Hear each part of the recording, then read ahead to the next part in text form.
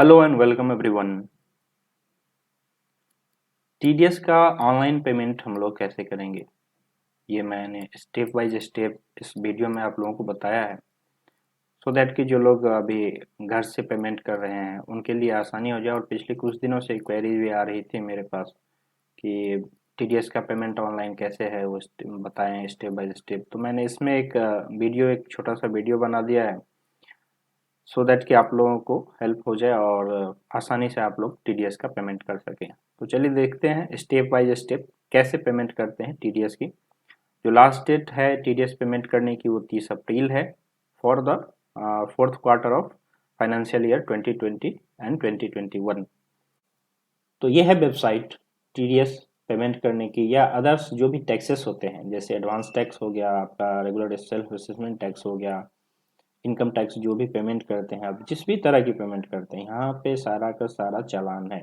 चालान 281 TDS का है, 280 income tax और जनरल जो इनकम टैक्स होता है रेगुलर असेसमेंट, इन सब के लिए ये चालान 280 यूज होता है।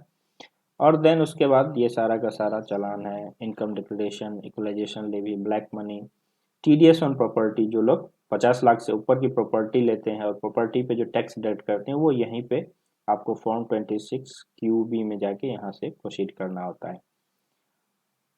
इसका वेबसाइट एक बार देख लीजिए, ऑनलाइन सर्विसेज .tin.egov-nsdl.com। और ये मैंने लिंक आपको डिस्क्रिप्शन में भी दे दिया है, तो आप एक बार वहाँ पे क्लिक करेंगे तो डायरेक्ट इस वेबसाइट पे आप लोग आ जाएंगे। चलिए टीडीएस और टीसीएस की पेमेंट करते हैं। यहाँ चल के प्रोसीड करेंगे। प्रोसीड करने के बाद आपका ये फॉर्म ओपन हो जाएगा, चालान नंबर ITNS 281। टाइम भी है यहाँ पे, तो टाइम 30 मिनट्स का होता है। आपको ये पूरा फॉर्म फिल करके आगे बढ़ना होता है। यहाँ पे फर्स्ट में हमें चूज करना है कि कंपनी डायरेक्टरी है या नॉन कंपनी डायरेक्टरी है, प्राइवेट लिमिटेड, पब्लिक लिमिटेड। और जो फॉरेन कंपनीज होती हैं जो आरओसी में रजिस्टर्ड होती हैं, ओपीसी जैसे हुआ, उनको छोड़ करके सारे के सारे जो उनको छोड़ करके सारा का सारा जो भी और अदर एसएससी होता है वो नॉन कंपनी डायरेक्टरी होता है, इंक्लूडिंग एलएलपी भी। एलएलपी पार्टनरशिप जो भी है वो नॉन कंपनी डायरेक्टरी में आ जाता है। तो मैं एक इंडिविजुअल का यहाँ फाइल कर रहा हूँ, तो मैं यहाँ नॉन डायरेक्टरी कंपनी डायरेक्टरी मैंने यहाँ टिक कर दिया है। टाइप ऑफ पेमेंट में दो तरह की हैं, 200 एंड 400। 200 है TCS payable by tax payer, and दूसरा है रेगुलर असेसमेंट। रेगुलर असेसमेंट तब होती है जब आप फाइल करें और आपको उसमें कुछ डिमांड आ जाए टीडीएस टीसीएस में, तो उसको पेमेंट करने के लिए आपको ये यूज करना होता है। और जो फर्स्ट होता है वो रेगुलर पेमेंट के लिए होता है। तो अभी हम लोग फर्स्ट टाइम पेमेंट कर रहे हैं, रेगुलर पेमेंट कर रहे हैं। तो टैक्स पेयर जो है यहाँ पे 200 सेलेक्ट कर लिया। देन जो सबसे इम्पोर्टेंट चीज़ होता है यहाँ पे nature of payment. Nature of payment में वही सारी आपका नेचर्स हैं जो आप जिस सेक्शन में आप टीडीएस डिडक्ट करते हैं। जैसे यहाँ से देखिए आपका 92A, यहाँ पे एक और बात है कि यहाँ पे 1 नहीं दिखेगा आपको। 192 में हम लोग सैलरी की टीडीएस डिडक्ट करते हैं, लेकिन यहाँ पे 92 और 94A, 194C में हम लोग कॉन्ट्रैक्टर का डिडक्ट करते हैं, लेकिन यहाँ पे 94C है। तो ये सेक्शन वही है, लेकिन यहाँ पे ना 1 आगे से नहीं है यहाँ। तो अगर हम लोग सैलरी पे डिडक्ट करते हैं तो 92B में ये अदर देन गवर्नमेंट एम्प्लॉई के लिए होता है, गवर्नमेंट एम्प्लॉई का 92A में डिडक्ट होता है।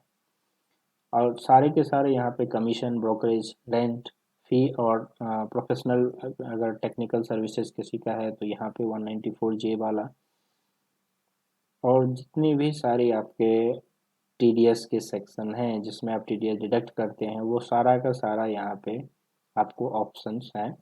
तो इसमें से आपको राइट सेलेक्ट करना है, राइट ऑप्शन। मुझे अभी पेमेंट करना है पेमेंट ऑफ कॉन्ट्रैक्टर एंड सब कॉन्ट्रैक्टर।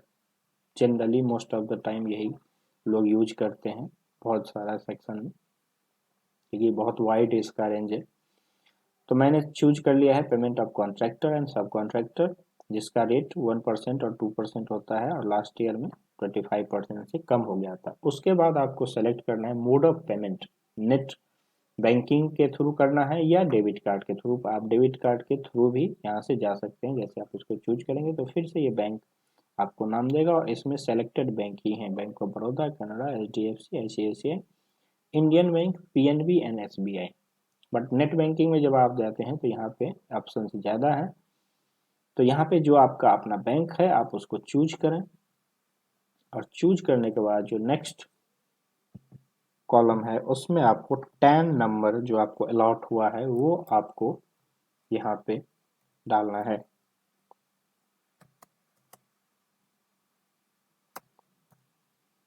और असेसमेंट ईयर जो लास्ट ईयर है फाइनेंशियल ईयर 2020-21 की 21-22 होती है, ये तो सब लोगों को मालूम ही होगा।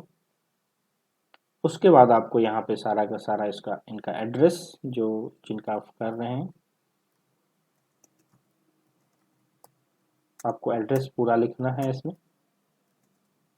वैसे मैंडेटरी नहीं है पूरा लिखना, तो आप शॉर्ट में भी लिख के आगे बढ़ सकते हैं, इससे यहाँ पे कुछ ज़्यादा इफेक्ट नहीं होता इम्पैक्ट। और उसके बाद email ID and mobile number. Email ID mobile number डालने के बाद ये आपका कैप्चा, और ये कैप्चा आपको डालने के बाद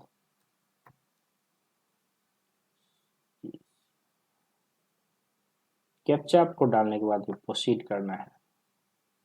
प्रोसीड करने के बाद फिर से आपको 30 मिनट्स का ये टाइम हो जाता है, और यहाँ पे आपको शो कर रहा है कि tax payer requested to ensure that assessment year 10 type of payment entered by them are correct।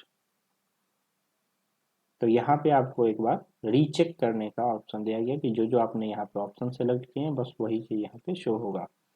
Tax applicable हमने 0021 सेलेक्ट किया था, type of payment 200, nature of payment 94C, और नेट बैंकिंग और बैंक का नेम 10 नंबर यहाँ पे ये हो गया। और यहाँ पे ना मास्क में आपको ये फुल नेम जो है मास्क में दिखाता है, तो आपको ये चेक कर लेना है कि जो आपका एसएससी का नेम है वो मैच कर रहा है कि नहीं इससे। असेसमेंट ईयर 2021-22 और फाइनेंशियल ईयर यहाँ पे इसीलिए ब्लिंक हो रहा है बार बार, सो दैट कि आप गलत फाइनेंशियल ईयर यहाँ चूज ना कर लें।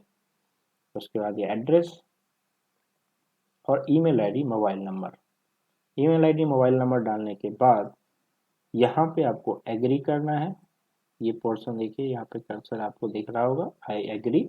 और एग्री करने के बाद अगर अभी भी आपको लगता है कि कुछ एडिट करना है तो आप एडिट करके पीछे जाके एडिट कर सकते हैं, अदरवाइज ये सबमिट टू बैंक चला जाएगा। और जैसे आप सबमिट टू बैंक पे क्लिक करेंगे आपका बैंक के सर्वर पे आप ये जाके लॉगिन आपको करना होगा और वहां पे जाके पेमेंट करना होगा। अब बैंक के सर्वर पे जाके आपके जो भी बैंक चूज करेंगे उस बैंक का लॉगिन का पेज जो होता है वो ओपन हो जाएगा, और उसके बाद आपको लॉगिन करना है, और लॉगिन करने के बाद पेमेंट करना है। जैसे लॉगिन आप करेंगे अपने पेज पे तो ये आपका फॉर्म यहाँ पे ओपन हो जाएगा, सिमिलर टू चालान 281 यहाँ पे ओपन हो जाएगा।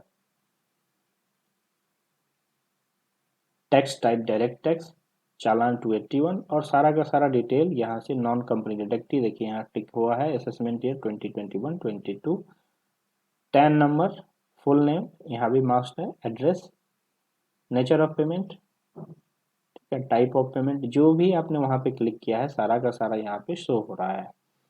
अब यहाँ पे आपको जो अमाउंट है वो डालना है। आपको जो अमाउंट है वो डालना है, और अमाउंट डाल के आपको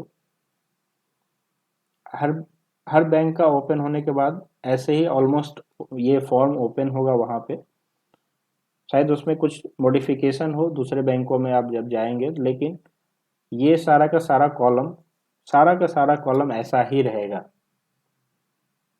तो यहाँ पे आपको अमाउंट डालने के बाद फिर आपका बैंक में जो भी वहाँ ऑप्शन होगा कंटिन्यू करने का वो ऑप्शन कंटिन्यू कर देना है, और कंटिन्यू होने के बाद ये आपका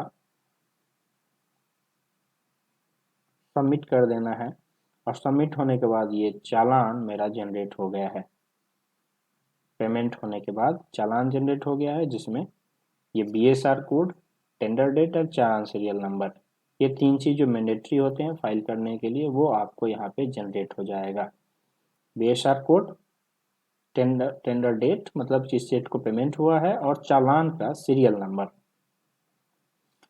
इसे मैं डाउनलोड करके रख लेता हूँ, क्योंकि जब आप टीडीएस का फाइलिंग करेंगे तो वो आपको ये चालान का जो डिटेल्स है वहाँ पे आपको सबमिट करना पड़ेगा। तो ये पूरा का पूरा प्रोसेस है जिसके थ्रू आप इसको पेमेंट कर सकते हैं टीडीएस का। होपफुली आगे आपको इसमें कोई दिक्कत नहीं होगी। इसके बाद यहाँ लॉग इन लॉग आउट का कोई ऑप्शन नहीं होता है, आप डायरेक्ट आप ब्राउज़र को बंद कर सकते हैं, या जो अगर आपको कुछ और काम करना है तो वो कर सकते हैं। आगे की और भी जानकारी के लिए हमारे वेबसाइट को आप सब्सक्राइब कर लीजिए, हमारे यूट्यूब चैनल को आप सब्सक्राइब कर लें। Thank you. अगर कोई क्वेरी हो, कुछ पूछना हो, हमारे कमेंट बॉक्स में जाके वहाँ पे कमेंट कर सकते हैं, या मेरे नंबर पे भी कॉल करके आप मुझसे पूछ सकते हैं। होपफुली ये जानकारी आप लोगों को सही लगी होगी। Thank you.